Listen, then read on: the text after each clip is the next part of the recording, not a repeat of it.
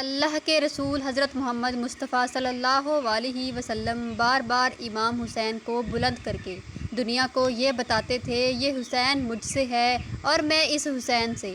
اے لوگو، اگر اس حسین پہ کوئی مشکل وقت آ جائے اور یہ تم سے مدد طلب کرے تو اس کا ساتھ دینا، کیونکہ یہ جنت کے جوانوں کا سردار ہے، میرا خون ہے، میری اولاد ہے۔ لیکن افسوس، ابھی رسول صلی اللہ علیہ وسلم کو تھوڑا وقت ہی گزرا تھا کہ کربلا کے میدان میں ایک طرف 9 لاکھ کا مجمع تھا اور دوسری طرف وہ حسین جس کو اللہ کے رسول اپنے کندھوں پہ سوار کرتے تھے۔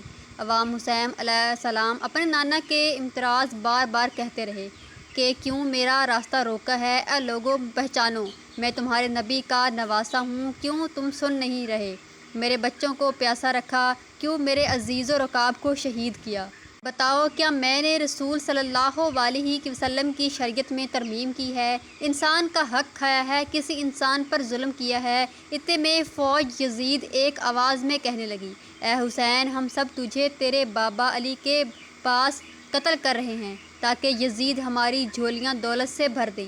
امام حسین نے فرمایا، اے لوگو، آج اسلام کا عالم تھا تو میں نے بلند کیا، یہ عالم میرے بابا نے بلند کیا۔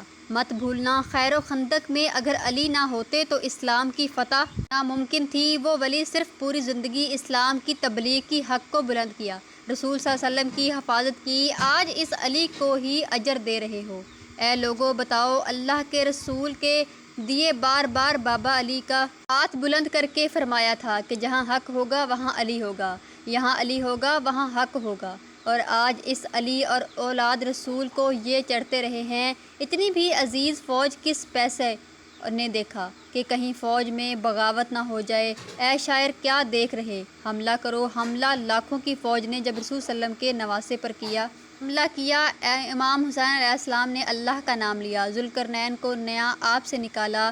تاریخ گواہ ہے، ایک طرف لاکھوں کا مجمع اور ایک طرف 3 دن کا بھوکا پیاسا حسین اپنی علی۔ اس طرح کی جنگ پہلے کبھی نہیں دیکھی تھی، ایک تنہا انسان لاکھوں کے مجمع کو اس طرح سے نار کر رہا ہے کہ وہ جش کیا، واپس پلٹ کر بھاگنے لگی۔ امام حسین فوج یزید سے مخاطب تھے، مخاطب ہو کے فرماتے ہیں، 3 دن سے بھوکے کی جنگ دیکھو، 3 دن کے پیاسے کی جنگ دیکھو، رسول کے اس نواسے کی جنگ دیکھو، اس کی جنگ دیکھو جس کا جوان بھائی مارا گیا، جس کے جوان بیٹی کو نظروں کے سامنے قتل کر دیا گیا، جس نے اپنے ہی ہاتھوں سے اپنے بچے کی قبر بنائی۔ امام حسین شیر کی طرح مجھے عزیز سے لڑ رہے تھے، اتنے میں آواز غائب آتی ہے، حسین تیرا اللہ تجھ سے راضی ہو۔ صدا کا سنا تھا، امام حسین علیہ السلام نے اپنے ذوالفقار کو تھام لیا، اتنی منبر بن ساتھ کہتا ہے، شاعر کیا دیکھ رہے ہو؟ یا علی کو شاعر ہے، اس کو مار دینا ناممکن ہے، جاؤ وہ کو آگ لگا دو۔ بس کچھ ظالم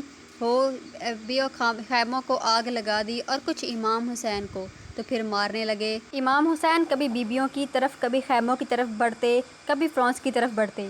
عمر بن سعد اور شمر نے فوج کو 4 حصوں میں تقسیم کر دیا اور یہ کہا کہ کوئی بھی حسین کے قریب نہ جانے پائے، جس کے پاس جو چیز ہے وہ دور سے حسین کو مارے۔ جس کے پاس نیزہ تھا اس نے نیزہ مارا، جس کے پاس تیر تھے وہ تیر مارا، جس کے پاس برچیاں تھیں وہ برچیاں مارنے لگے۔ طریق نے لکھا، جس کے پاس مارنے کے لیے تو وہ کربلا کی زمین سے مٹی اٹھا کر امام حسین کی طرف، ایک طرح امام حسین کے جسم مبارکن ہزاروں زخم لگتے رہے۔ آپ کے جسم مبارک پر اتنی دیر دیکھ کے آپ کا جسم مبارک نظر تک نہیں آ رہا تھا، بس جیسے ہی نواسہ رسول تھوڑی کسی زمین پہ آتے ہیں مجھ سے یہ دیر جھومنا شروع کر دیتی ہے۔ لیکن اتنے میں وہ گھوڑا جس پہ آپ سوار کیا کرتے تھے وہ امام حسین چاروں طرف گھومنا شروع کر دیتا تاکہ ان تینوں میں اپنی آگ کا حسین کو بچا لوں۔ وہ گھوڑا توڑ ہی دے رہا تھا، اتنے میں عمر بھی ساتھ دیکھا۔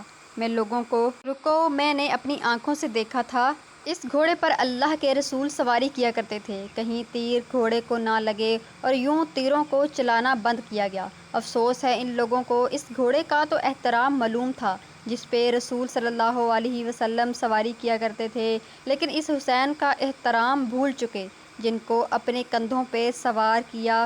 ترکی عمرت کو دکھایا کرتی تھی، بس امام حسین علیہ السلام زمین کربلا پہ اپنا سر رکھ کے اللہ کا شکر کر رہے ہیں، اور وہاں مجھے یزید کے مختلف سپاہی امام حسین کا سر کاٹنے کے لیے قریب آتے ہیں۔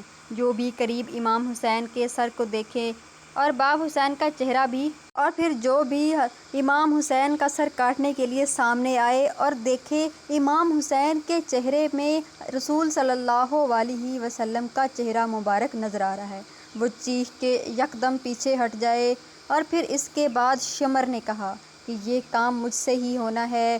وہ قریب آیا اور جیسے ہی اس نے چاقو امام حسین کی گردن پر رکھا تو وہ ان کے لب ہل رہے تھے۔ شمر کو لگا کہ یہ ہمیں بد دعا دے رہا ہوگا کیونکہ ہم نے اس کا پورا خاندان ختم کر دیا، ان کے بچوں کو 3 دن تک پیاسا رکھا۔ جیسے ہی شمر نے اپنے کان لب کے پاس کیے تو وہ امام حسین اللہ کے دربار میں اللہ کی نعمتوں کا شکر ادا کر رہے ہوتے ہیں اور کہہ رہے ہوتے ہیں، یا اللہ تیرا شکر ہے تم نے مجھے اس امتحان کے لیے چنا، اس امتحان کے لیے چنا۔ پھر اس کے بعد جیسے ہی امام حسین اپنی آنکھیں کھولتے ہیں تو شمر کو کہتے ہیں، کیا تم نہیں جانتے میں رسول صلی اللہ علیہ وسلم کا نواسہ ہوں، میں جنت کا نوجوان ہوں، میں حق پہ ہوں، میں سچ پہ ہوں، کیا تم نہیں جانتے؟ شمر کہتا ہے میں جانتا ہوں۔ تو امام حسن نے کہا تو پھر تم کیوں قتل کر رہے ہو؟ اس نے کہا میں اس لیے قتل کر رہا ہوں تاکہ یزید میری جھولی اس دنیا میں مال و مال سے بھر دے۔ بس یہ کہتے کہتے امام حسین کا گلا کاٹ دیا اور فوجی یزید گھومنے لگے، جھومنے لگے، اور پھر اس کے بعد سب پہ بہت ظلم کیا، سب عورتوں پہ، اور بی بی سکینہ کو تماچے مارنے لگے۔ سب بیبیوں کی چادروں کو لوٹ لیا گیا اور امام حسین کے جسم مبارک کی توہین کی گئی اور آپ کے جسم پر جو جو چیزیں تھیں وہ لوٹنے لگے۔ ایک شخص قریب آیا تو آپ کے ہاتھ میں انگوٹھی تھی، انگوٹھی نکالنے لگا، انگوٹھی نکل نہیں رہی تھی تو اس نے امام حسین کی انگلی کاٹ دی اور پھر آپ کے جسم مبارک کو رسیوں سے باندھ دیا گیا اور ریت پر ادھر سے ادھر کیا گیا۔ عمر بن سعد نے کہا کہ اس کو ایسی سزا دیتے ہیں کہ لوگ رہتی دنیا تک اس کو یاد رکھیں اور کوئی بھی یزید کے خلاف نہ جانے پائے۔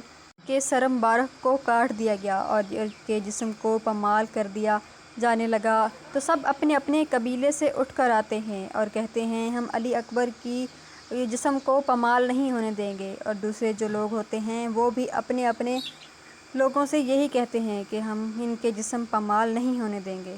ایک ایک لاش پامال ہونے کی جگہ سے ہٹائی گئی، صرف ایک رسول صلی اللہ علیہ وسلم کا نواسہ رہ گیا اور اس کی لاش کو پامال کیا گیا۔ اس پر گھوڑے ادھر سے ادھر، مشرق سے مغرب کی طرف دوڑائے گئے۔ سلام ہو اس پر جس کے جسم کو کربلائے زمین پر بکھیرا گیا، سلام ہو۔